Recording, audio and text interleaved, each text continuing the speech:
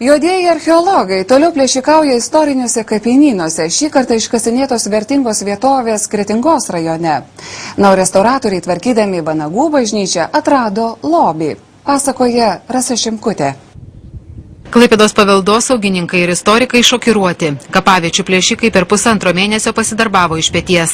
Nors Skuodo rajono Apuolės Senkapio nelegalius kasinėtojus ir pavyko nutverti už rankos, tačiau juodieji darbeliai vyksta toliau. Patikrinus 12 Kretingos rajone esančių Kuršių senkapių, paaiškėjo, kad net pusė jų yra išplėšti. Buvo plėšiami daugmaž 10–14 amžiaus senkapiai, esantis vakarų Lietuvoje, Kretingos, Skuodo rajone. Esam sunerimę, ar jie tie patys, o galbūt kelios grupės lankėsi ir kituose rajonuose, Klaipėdos Šilutės, todėl artimiausiu metu esam priversti patikrinti ir išsiaiškinti situaciją. Laisvūnas Kavaliauskas teigia, kad didžiausia žala padaryta Kašučių kapavietei Kretingos rajone. Šis kapinynas faktiškai sunaikintas.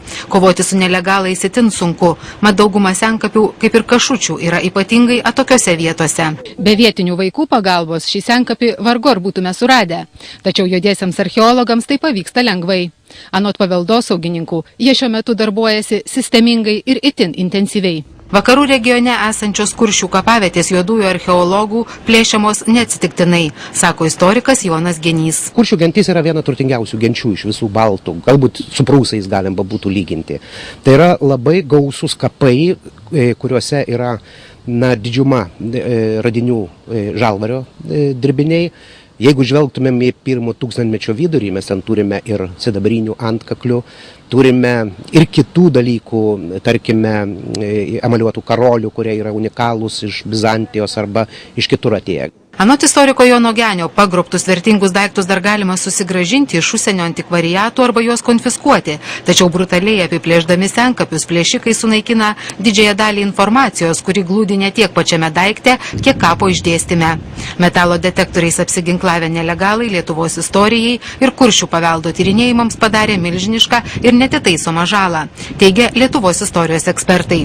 Siekdami sukontroliuoti nevaldomus plėšikus, jie tikisi vietos bendruomenės paramos.